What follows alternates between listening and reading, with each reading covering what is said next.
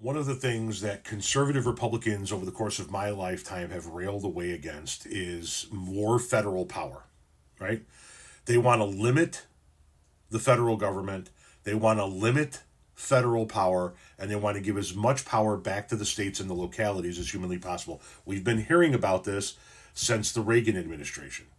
At least in my lifetime, we've been hearing about it since the Reagan administration, right? That the Republican Party is all in favor of limiting federal power. It's a vast federal overreach, this program and that program.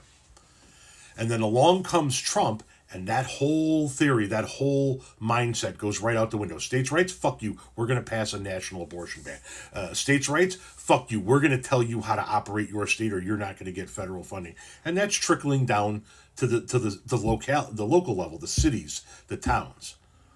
This government is trying to expand federal powers and put as much power as humanly possible into the hands of not just the federal government, which I think most Democrats would be okay with if we were running more things from a federal standpoint rather than from a state standpoint, and we gave more power to the federal government as a whole.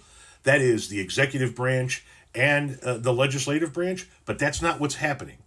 The executive branch is consolidating all of the power. They're creating a dictator.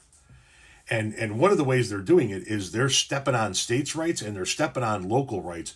And now they've set their sights on Boston. Watch this. The police commissioner of Boston, you said you doubled down on not helping the law enforcement officers of ICE. I'm coming to Boston. I'm bringing hell with me. Homan delivering a speech at the Conservative Political Action Conference when discussing the Trump administration's goals for enforcing immigration. A sanctuary city is a city that limits its cooperation with federal immigration agents in order to prevent undocumented immigrants from deportation. Mayor Michelle Wu responding on social media to Homan's comments, saying, "This is our city.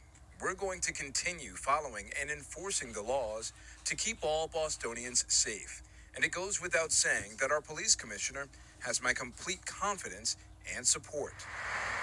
The back and forth marks the latest in the dispute between the city and the federal government over immigration enforcement. Homan turning his attention back to Commissioner Cox.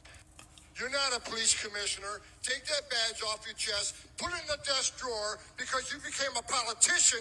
You forgot what it's like to be a cop.